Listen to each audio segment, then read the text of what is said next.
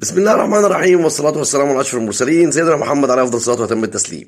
أعزائي وحبايبي المشتركين في قناة المستر سبورتس، أسعد الله أوقاتكم بكل خير. صفقة للبيع يا أولاد الحلال، شعار دائم عند نادي الزمالك. النهاردة نادي الزمالك اللي بيطبق عليه النهاردة أغنية أبو تلاتة، يا أبو تلاتة يا أبو تلاتة يا أبو تلاتة، اللي بتنطبق على الزمالك اليوم بعد الهزيمة القاسية المخزية المؤلمة من نادي بيراميدز. قول براحتك لغاية لما تستكفي.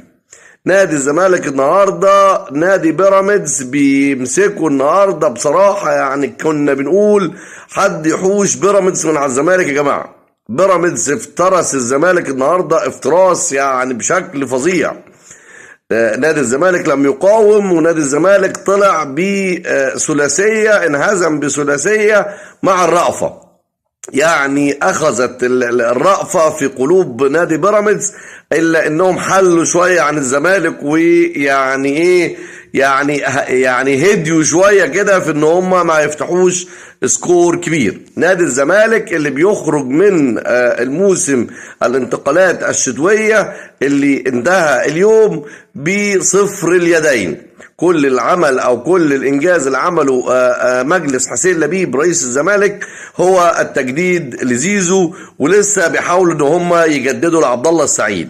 حاجة كده يعني كان الله في عون جماهير نادي الزمالك. الزمالك بيعاني، الزمالك بيئن، والزمالك مشكلته الأزلية ومشكلته يعني اللي مش قادر ان هو يعني يتخطاها.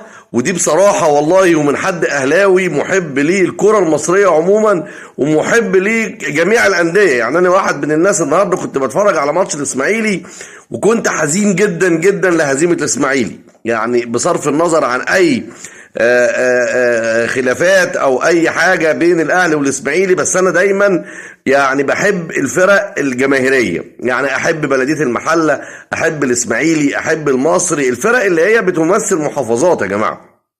يعني انا مش فاهم، يعني الاسماعيلي لعب طلائع الجيش او يلعب البنك الاهلي ويخسر، يعني مين اللي بيفرح يعني للفرق التانية؟ انا مش فاهم، في حين ان بلد كاملة او محافظة كاملة بتبات حزين. فانا كنت متعاطف جدا النهاردة مع نادي الاسماعيلي بصراحة، وانا كاهلاوي ومن خلال قناتي المتواضعة ديت بقول ان انا من يعني في ضمن الجماهير اللي بتشجع الفرق الجماهيرية. الزمالك النهاردة مشكلته الأزلية ومشكلته اللي مش قادر يتخطاها ومشكلته اللي مش قادر يتعداها.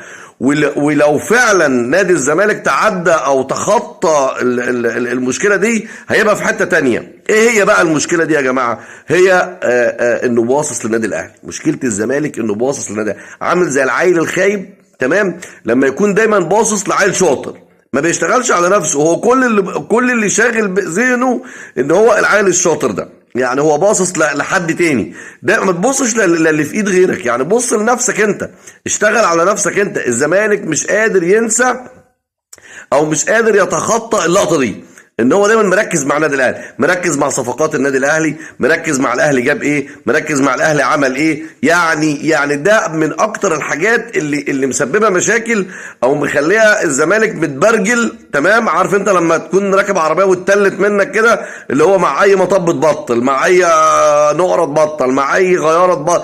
هو الزمالك متلت، الزمالك النهارده متلت بصراحه يعني.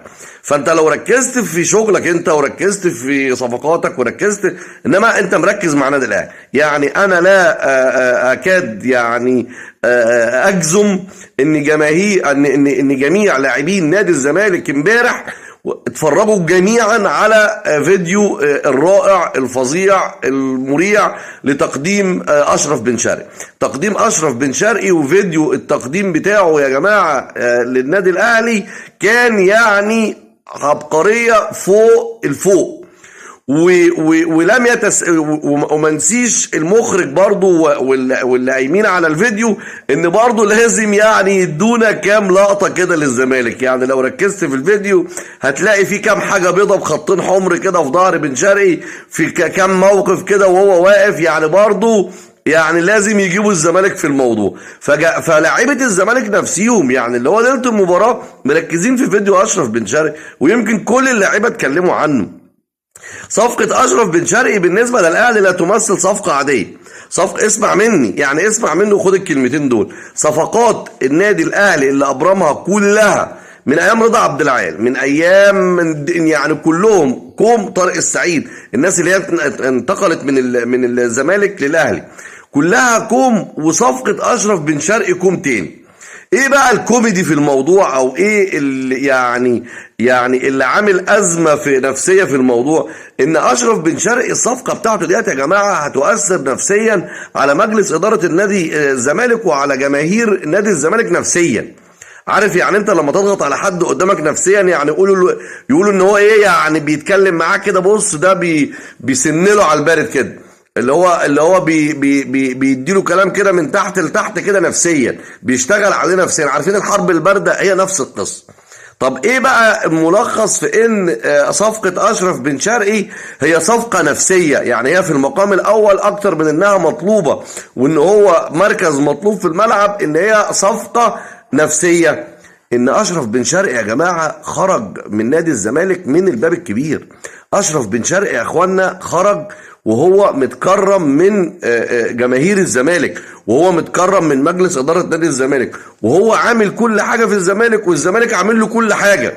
يعني ما كانش فيه أي خلافات أو أي مشاكل بينهم وبين بعض. فالراجل طلع باحترام وكسب احترام الجميع، وهو مكتسب احترام الآخرين، والناس حابين بعض، يعني واخدين بعض على حب وسايبين بعض على حب. متخيل انت بقى لما حد يكون واخد يعني سايب حد على حب، ويجي غريمه ياخده كده على طبق من ذهب كده ويقدموا التقديم الفظيع اللي انتوا شفتوه ده؟ فالموضوع مؤثر في الجماهير نفسيا ومؤثر في مجلس الإدارة نفسيا. مشكلة الزمالك مع أشرف بن شرقي هي مشكلة نفسية بحتة. المصيبة الكبرى هتبقى في تقابل الأهلي مع الزمالك وفي وجود أشرف بن شرقي. الزمالك هيبقى نازل مهزوم جماهيريا ومجلس إداريا وفنيا وكل حاجة.